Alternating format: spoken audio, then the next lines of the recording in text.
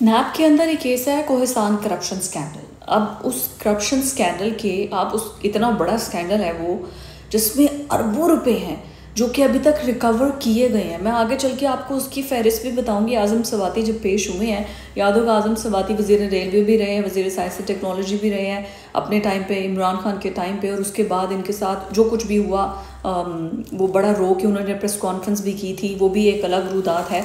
लेकिन उनको जब पेश किया गया, और अभी तक नैब ने जो इसमें इंक्वायरी की है और उसमें उन्होंने कहा है कि जो कॉन्ट्रैक्टर था मोहम्मद अयूब, उसने जो मकान दे के दिया था और वो मैंने इसको उसके पूरी प्रॉपर्टी और जितने डॉक्यूमेंटेशंस है वो मैंने दे दिया नैब को, तो फिर पता चल जाएगा दूध का दूध और पानी का पानी। लेकिन इस पर अरबों खरबों की करप्शन हुई है। और मज़े की बात यह है कि इनको टेक्नोक्रेट की सीट पर पीटीआई जो है वो नामजद कर चुकी है और ये बिला मुकाबला बन भी जाएंगे सेनेटर, जिन पर नैब की इतनी बड़ी इंक्वायरी चल रही है, जिसमें अभी तक 173 अकाउंट्स में से 15 अरब रुपए रिकवर किए गए हैं।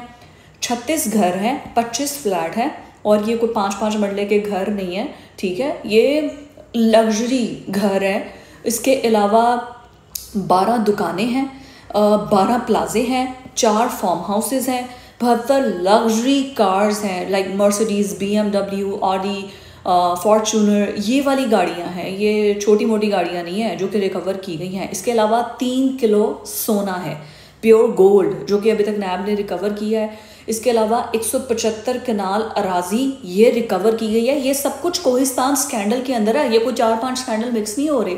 इट्स जस्ट वन स्कैंडल जिसकी नैब इंक्वायरी कर रही है, और उसके अंदर 109 के करीब मजीद जायदादें हैं जो कि जब्त कर ली गई हैं, और 17 अरब रुपए रिकवर किए गए हैं, जिनमें 1 अरब तो सीधा सीधा कैश ही रिकवर किया है। 3 किलो सोना और 1 अरब रुपए जो है वो कैश, वो नैब ने कर लिया है रिकवर। और इसके अलावा पता नहीं और कितने घर हैं, कितनी चीज़ें हैं।